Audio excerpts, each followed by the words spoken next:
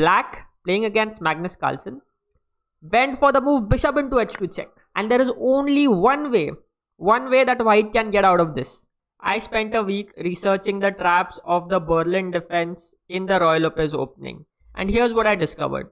Almost all the videos will show you one or two common traps of this opening and leave it at that. But there are many dangerous lines, many traps that aren't covered. In fact, one of the traps was even tried against Grandmaster Magnus Carlsen. But of course, Magnus being Magnus, he didn't fall for it. My point is, they could very well happen in your games as well if you play the Berlin or if you play against the Berlin. So after combing through the different resources, preparing the lines and checking them with the engine, I'm going to present with you the most important traps of the Ruy Lopez Berlin defense. I'm also going to show you how to defend against them so that you don't fall prey to it. In the process, you're also going to discover important variations of the Berlin defense. I will begin by showing you the trap that was played against Magnus Carlsen. Just before we begin, let me quickly show you how we reach this position. So white plays e4, e5, knight f3, knight c6, bishop b5. This is the Ruy Lopez opening, and after knight f6, this is the Berlin defense. Okay, now let's see the trap. So in this position, Carlsen played the very normal short castle. It's a part of the main line. Very good move. Knight e4. Once again, mainline theory, and d4. This is the most important or the main way to play against the Berlin defense. And in this position, black plays the move e into d4. E into d4 is considered to be a bad move to make. Okay, because it literally gives black a lost position. But there is a very cunning trap that black sets in this line. And if white doesn't know how to play against it, they could very well end up in a bad position. So before I show you the trap, let me just show you the main line that happens. Knight d6. The attacking the bishop takes the knight, takes, and white takes the pawn. Now the knight has to go, and after exchanging queens, we reach this famous Berlin endgame where black has two bishops and white has a better pawn structure, and both sides will try to make the most out of their trumps. I won't go into the details of this, just to show you, just to make you aware of this. So after d4, black takes e into d4 and white plays rook e1, pinning the knight. Now this knight can't move, so black has to defend with d5.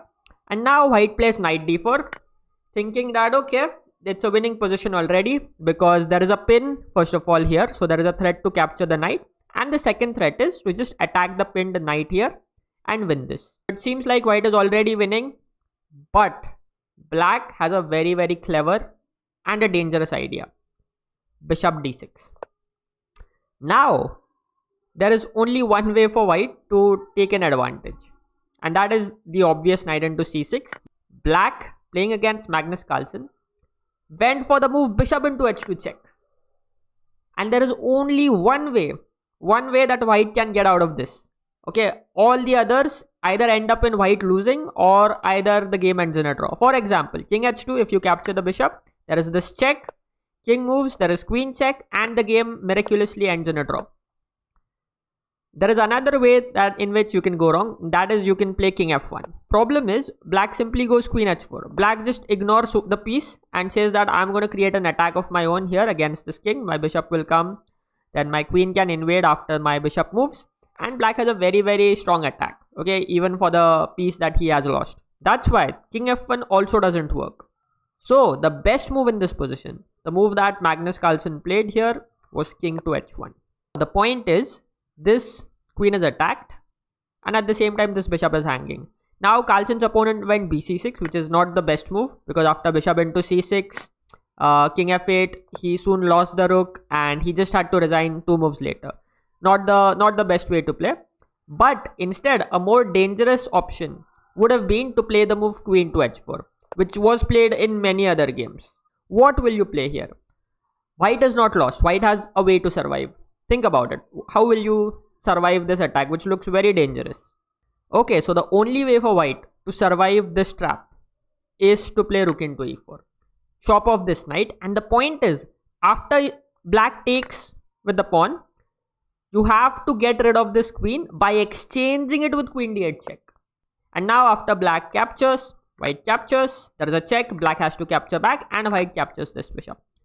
In this position, white has 2 minor pieces, black has 1 rook, and 2 minor pieces are generally slightly stronger than the rook. This is the only way after bishop d6 to keep your advantage. Only way after this move to keep your advantage. Did you know about this bishop d6 move? Let me know in the comments, okay? Because I didn't know about it. For a long time I played the Berlin and I didn't know about this trap. Very fascinating. Now I'll show you the famous Mortimer Trap, a trap that you will often find if you open any Berlin Defense videos. So white plays e4, e5, knight f3, knight c6, bishop b5, knight f6. In this position, white plays d3, protecting the d3 pawn. And black plays a crazy knight move, knight to e7. And what this move does is that it removes the protection of the e5 pawn. So white gobbles this e5 pawn. And this is a mistake. Okay, the better move instead is just to go short castle and continue your game from here on. Knight e5 was played, which is a mistake. Now black plays c6, hitting the bishop. And if the bishop moves to c4, there is queen a5 check. So the c6 move not only attack the bishop, but also opens this diagonal for the queen. This knight is going to be lost, like for example c6, c3, queen e5, and black is up a knight. So instead of this, white has a way to create a counter threat with the move knight to c4. Now if black takes the bishop, there is boom, checkmate, a brutal smothered mate. You don't want to capture the bishop. Instead, black wants to take control of this d6 square. So a very simple move would be to play knight g6, opening the line for the bishop to control the d6 square. And after the bishop drops back to a4, now you play b5 and fork the bishop and the knight. After the bishop drops back, you simply take the knight and you are up a piece. So this is the second trap, very famous, often shown in many videos, but as I promised, I'm going to show you more than this. Let's go on to trap number 3. So the third trap is not actually a trap. It is more or less how to punish a bad move played by black in the opening. White plays e4, e5. We reach the Berlin defense position and white simply decides to short castle. Black goes knight e4. Mainline theory, and if you have seen the first trap, you'll know that d4 is the main continuation here, or the most important move. But there is also another move that started to become popular post 2017-18, and that is to play rook e1.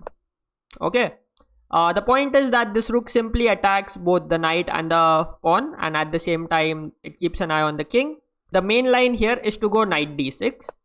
And there are traps in knight d6 as well that I will show you. But first, let me show you what happens if black goes d5.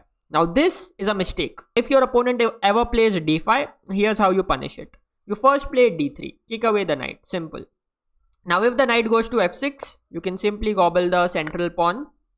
And there is just too much pressure along this and at the same time along this diagonal. If, for example, let's say black goes bishop e6, you can take the knight.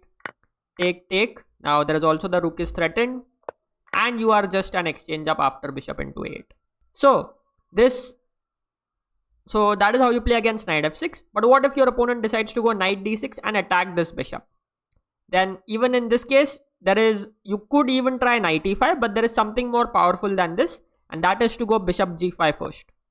Okay, and now if let's say black plays f6, crazy, knight e5. Okay, just destroying everything. There are too many pins. This pawn is pinned because there is a bishop here. This knight cannot capture because there is a pin here, and you're opening the line for the rook. And if they capture, let's say, your bishop, knight c6, boom, just wins the game on spot. Okay, so after bishop g5, black can go bishop e7. Now you capture the e5 pawn. Let's say if black short castles, you can play knight into c6, hitting both the bishop and the queen, more importantly. And after, let's say, black captures, you go bishop e7. In this position, you are winning this rook.